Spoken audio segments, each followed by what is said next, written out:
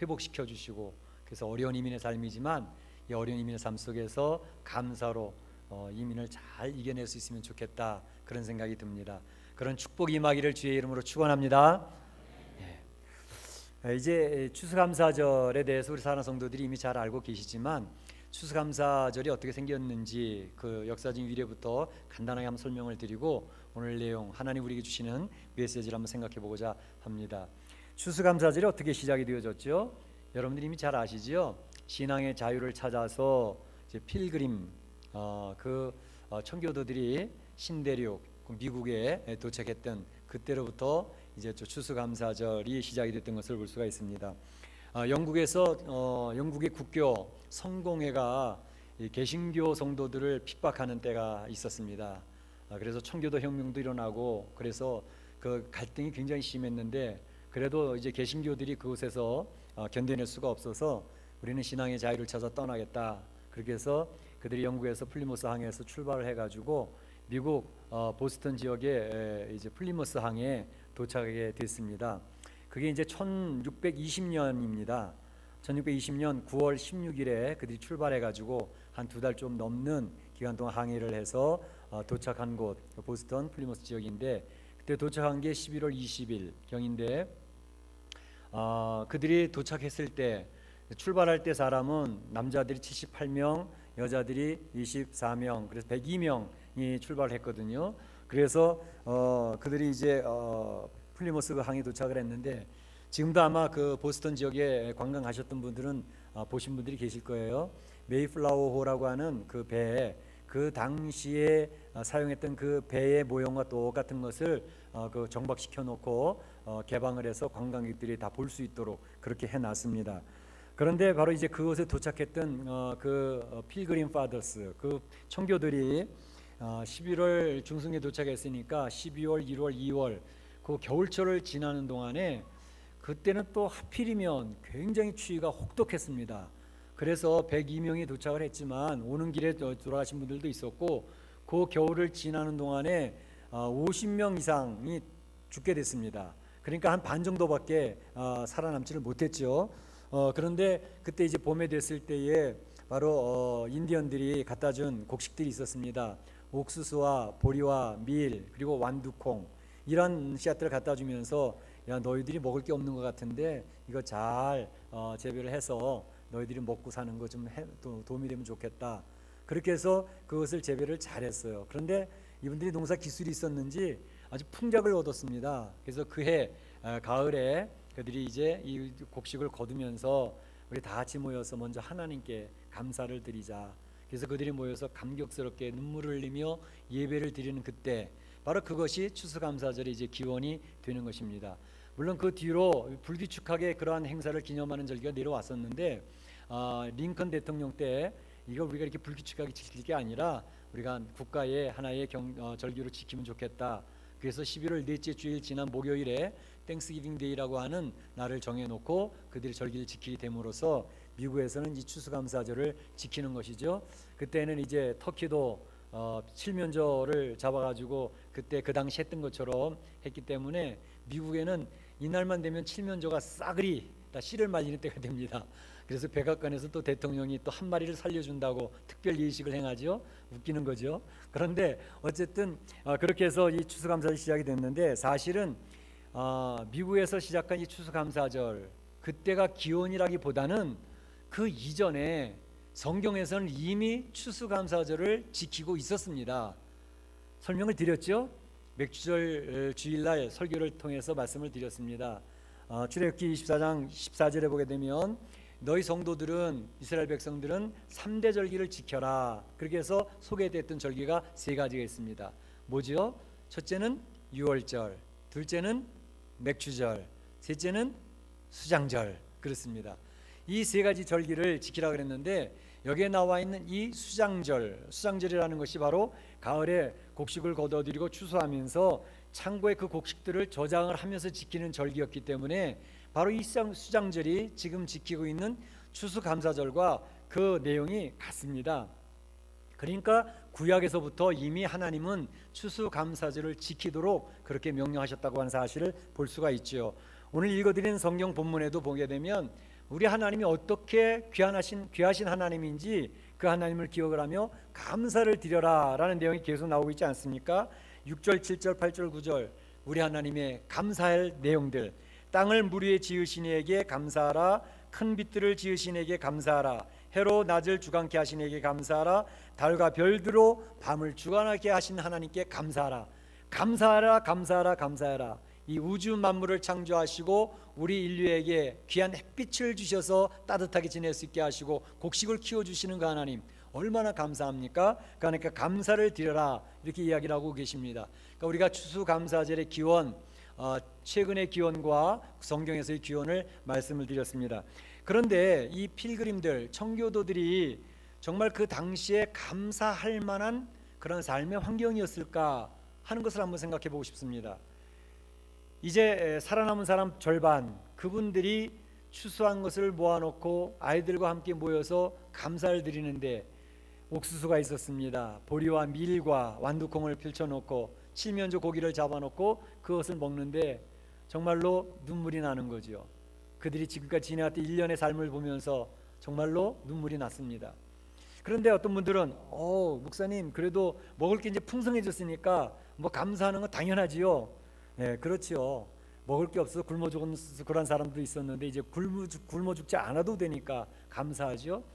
그런데 사실 그것만 생각하면 그건 너무 단순한 이야기입니다. 사실은 이 청교도들은 이 신대륙 보스턴 그 플리머스 지역에 와서 이제 그 혹독한 겨울을 지내면서 이제 추수할 것을 해놓고 이제 음식을 맛있게 먹게 됐는데 사실 음식 때문에 감사했다면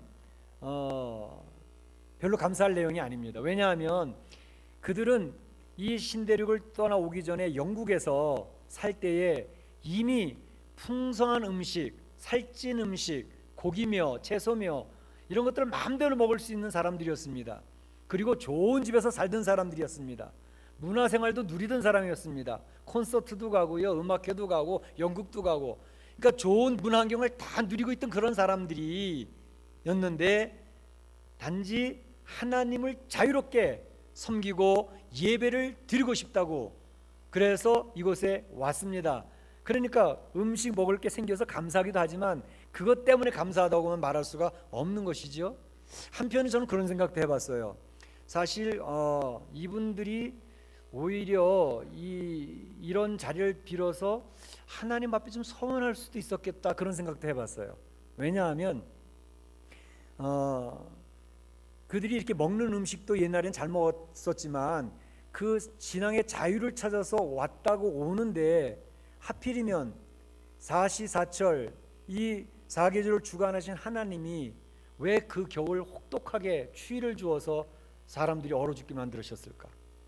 왜 먹을 것도 없이 그렇게 힘들게 하셨을까? 그런 생각이 좀 들지 않으십니까? 하나님이 세워서 이 온 우주 만물을 주관하신 하나님인데 성도들이 자유롭게 신앙을 하겠다 왔으면 좀 따뜻한 겨울을 지나게 하시든지 그들이 좀 먹을 것도 좀 준비를 시켜주시든지 그렇게 해서 얼마나 좋았겠어요. 그런데 그들은 아주 혹독한 겨울을 지내면서 그 추위에 얼어 죽고 또 굶어서 죽고 그런 신앙인들이 있었거든요. 그러니까 돌아보면 하나님 우리는 신앙의 자유를 위해서 온 사람들이고 또 와서도 제일 먼저 우리 집부터 짓지도 않고 교회당부터 먼저 세우고 그다음 아이들 교육 잘 시켜야 된다 학교 짓고 그리고 맨 나중에 우리 집을 지은 사람들인데 하나님 좀 너무 심하신 거 아닙니까? 너무 좀 서운합니다. 그렇게 얘기할 수 있었을 것 같은 생각이 들었어요. 왜냐하면 우리가 하나님께 은혜를 받을 때는 참 감사합니다 그게 저절로 튀어나오지만 좀 어려워지면 우리도 모르는 사이에 좀 서운하고 또 불평스러운 걸 얘기할 수 있는 게 우리의 모습이거든요. 왜 그렇게 생각을 하느냐 하면 그 모세가 이끌었던 이스라엘 백성들을 보세요. 그들이 홍해바다를 건너올 때 엄청난 기적을 체험했던 사람들 아닙니까? 바다가 갈라지는 걸 봤습니다. 그리고 어린아이까지 마른 땅으로 지내서 바다를 건너왔던 사람들이에요. 그리고 그들을 죽이려고 했던 정예 애국 군대가 그 바닷물 속에 수장되는 것도 봤던 사람입니다. 그래서 건너고 난 뒤에 장정 60만 이스라엘 백성 200만이 모여서 대합창하는 장면이 나오지 않습니까? 얼마나 감격스러웠겠어요. 죽을 뻔하다 살아났고 자기를 죽이려던 모든 원수들은 물속에 다 수장되는 모습을 보면서 그들은 목청 터져라 찬양했던 사람들입니다. 그런데 그리고 나서 얼마 되지 않아서 먹는 게 당장 문제 생겼어요. 목욕도 못하죠. 뭐 먹을 길 찾을 수가 있어야죠. 그러니까 금세 모세를 향해서 원망을 합니다. 아니 우리 이렇게 하려고 이 광야를 이끌어냈냐고. 아니 지금 애굽으로 돌아가면 비록 노예의 신분이었지만 그 고기 끓는 가마 옆에서 고기도 건져 먹고 부추도 먹을 수 있었고 우리 마음대로 먹을 수 있었는데 이게 뭐냐고 그 불평을 토하기 시작을 하는 거예요. 여러분 그게 여러분 상상이 되십니까? 그러니까 감격했던 성도들이 그 군중들이 어느 날 갑자기 변해서 원망하고 불평하고 하나님을 향해서 원망하는 그런 모습들, 바로 이것이 우리의 죄성입니다. 우리는 안 그럴까요? 우리도 그 자리에 있었으면 똑같았을 것입니다.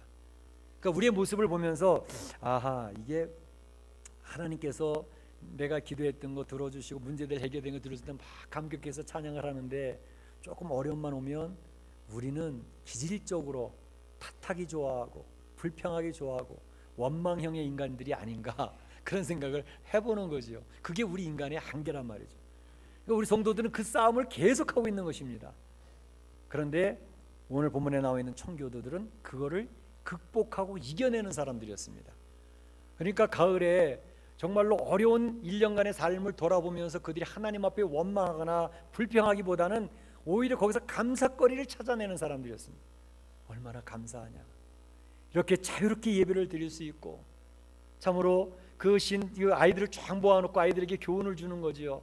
우리 같이 왔던 그 아저씨 그 아줌마들 너희들 기억하지? 그들이 얼마나 아름다운 신앙생활을 했는지 몰라. 하나님 한 분 섬기겠다고 그렇게 고생을 무릅쓰고 와서 예배 드리려고 왔다가 아직 우리같이 견디지 못하고 중간에 죽긴 했지만 우리는 그들의 신앙을 본받아야 돼. 그 아이들한테 그 교육하면서 말이죠. 자기들에게 옥수수와 보리 밀 갖다 준 인디언들 초청해서 고맙다고, 우리에게 이렇게 귀한 환대를 해서 고맙다고 그러면서 같이 예배를 드리는 그런 감격스러운 장면을 여러분 한번 상상해 보시기 바랍니다. 얼마나 멋있습니까? 불평할 것 많이 있었어요. 원망할 것 많이 있었어요. 근데 불평할 것 원망할 것을 이야기하지 아니하고 감사거리를 찾아내는 거예요. 우리의 삶에 귀한 교훈인 줄 압니다. 이민의 삶에 얼마나 힘든 게 많습니까? 만나는 사람마다 왜 이렇게 힘들게 하는 사람들이 많은지, 좀 좋은 사람을 만나서 내 길도 지금 열어주는 그런 좋은 가이드를 만나면 참 좋겠는데, 그러면 물론 감사한데 그렇지 않은 사람들을 만나는 경우들이 더 많고요. 이민의 삶 속에서 마음 터놓고 이야기할 수 있는 사람이 많지가 않아요. 서로 경계해야 되고 서로 조심해야 되고. 우리 멕시코는 좀 덜한 것 같아요. 미국 LA만 하더라도 터놓고 이야기하기가 쉽지가 않는 그런 분위기입니다. 그러니까 우리가 여기서 잘못된 이 안 좋은 것들만 찾아내고 이야기하기 시작하면요, 한밤이 짧습니다. 그런데 성도들은 바로 그 잘못된 것, 좋지 않은 것, 나쁜 것을 찾아내는 사람이 아니라 그곳에서 좋은 것을 찾아내는 사람, 감사할 거리를 찾아내는 사람입니다. 어려운 중에도 불평할 것이 많은 이민의 삶 속에서도 그래도 감사한 난 좋은 사람을 만났어. 나를 위로해 주는 그 사람을 만났어. 뭐 나쁘게 한 사람, 그 사람도 통해서 내가 또 배운 게 있잖아. 좋게 해석을 하는 거예요. 우리 인생은 해석입니다. 주석입니다. 어떻게 주석을 하냐에 따라 달라져요. 그러니까 내 가정에서의 문제, 사업에서의 문제, 또 교회 안에서의 문제도, 교회 안에서도 좋은 점만 얘기하면 얼마든지 많아요. 좋은 점만 얘기해도 끝이 없어요. 그런데 좋은 점은 얘기 안 하고 잘못된 것만 꼬집어서 얘기하는 원망형의 인간이 되어지면 내 안에 감사가 없습니다. 그럼 제일 큰 피해는 나한테 옵니다. 그러나 감사를 찾아내서 감사하는 사람들은 나쁜 게 보이는데도 나쁜 걸 얘기를 안 해요. 감사하다는 거예요. 누가 말립니까 그걸? 그러니까 감사하는 마음은 그 사람 마음 먹기에 달려 있는 것입니다. 사실 우리의 삶을 돌아볼 때에 우리가 지금 이렇게 멀쩡하게 걸어 다니고 있지 않습니까? 우리 눈을 떠서 보고 있지 않습니까? 귀로 사람들이 찬양하고 얘기하는 걸 들을 수 있지 않습니까? 내 마음의 속마음을 터여서 표현할 수 있지 않습니까? 여러분, 이게 지금 다른 사람 다 그런데요, 다 정상적인 그렇지 않습니까? 근데 그렇지가 않아요. 여러분, 아기가 태어났을 때부터 또는 자라다가 어떤 가정에서는 보통 사람들, 평범한 사람들처럼 살아가는 게 저희 가정에서는 가장 큰 평생의 소원입니다. 이렇게 이야기하는 사람들이 있어요. 여러분, 그런 고백들을 들어보셨어요? 우리 아이가 다른 아이들처럼 정상적으로 볼 수 있고 들을 수 있고 말할 수 있고 걸을 수만 있다면 나는 더 이상 소원이 없습니다. 그런 가정들이 있다니까요. 우리가 이렇게 걸어 다닐 수 있고 말이죠, 볼 수 있고 들을 수 있고 말할 수 있다는 게, 이게 지금 기적을 우리가 지금 누리고 있는 것입니다. 할렐루야, 할렐루야. 이미 그것만으로도 감사할 것이 넘칠 수 있는 삶입니다. 예, 그래요. 그런데 무엇을 더 기대하고 무엇을 원했는데 그 이루어지지 않았다고 속상해합니까? 그러니까 우리가 살면서 감사거리를 찾기 시작하면 한없이 많습니다. 그 감사거리를 기억하시고 찾아내시고 그 감사거리를 가지고 승리하시기를 주의 이름으로 축복합니다. 오늘 본문에 이 청교도들이 감사할 수 있었던 이유는 무엇일까? 제가 그런 생각을 해봐요. 세상의 감사와 성도들의 감사는 차이가 있다 생각을 합니다. 세상 사람들의 감사는요, 그 감사의 기준이 뭐냐면 환경과 조건에 의해서 감사하느냐 원망하느냐 결정됩니다. 그러니까 좋은 환경이 만들어지고 내가 원했던 조건, 기대들이 이루어졌으면 감사해요. 그런데 성도들의 감사는 그렇지 않습니다. 물론 그런 것들은 포함되어 있지만 성도들의 감사는 차원이 틀려요. 뭐가 틀리는데요? 성도들의 감사는 하나님과의 관계로부터 출발합니다. 그러니까 환경이나 조건에 의해서 감사가 결정되고 원망이 되어지는 게 아니고 하나님과의 관계로부터 출발한다는 것입니다. 왜? 전지전능하신 하나님, 우주를 창조하신 하나님, 이 세상 역사를 주관해 가시는 그 하나님이 나를 사랑하시고 나를 기억해 주셨다는 것 그 자체 때문에 감사한 겁니다. 할렐루야, 할렐루야. 믿으십니까? 이 우주의 주인 되신 하나님이 나를 사랑해 주신단 말입니다. 나를 기억해 주신다고, 내 이름 석자를 기억하고 계신다는 그 사실 하나만으로도 우리는 언제든지 감사할 수 있는 존재입니다. 예수님이 우리를 그렇게 초청하시는 거예요. 나의 사랑하는 나의 백성들을 좀 편하게 하고 싶어서, 수고하는 짐을 덜어주고 그들에게 기쁨을 주고 싶어서 초청하시지 않습니까? 수고하고 무거운 짐진 자들아 다 내게로 오라, 내가 너희를 쉬게 하리라. 쉬게 하리라. 여러분, 이 예배 초청하신 것은 여러분을 쉬게 하기 위해서 초청하신 것입니다. 제가 몇 번이나 강조해도 지나침이 없습니다. 여러분의 짐 지우려고 예수님 믿으라고 하시는 거 아니에요. 어떻게 하면 주님 안에서 쉴 수 있을까? 어떻게 하면 예수님 안에서 행복할 수 있을까? 그 하나님을 발견하고 하나님 앞에 너무너무 좋아서 하나님을 찬양하고 경배하는 그 성도들을 보고 싶어하는 것이 우리 주님이십니다. 우리 예수님은 말씀을 하신 게 아니라 그 말씀대로 살아가신 분이시고 그것을 증거해 보여주신 분이십니다. 무엇으로요?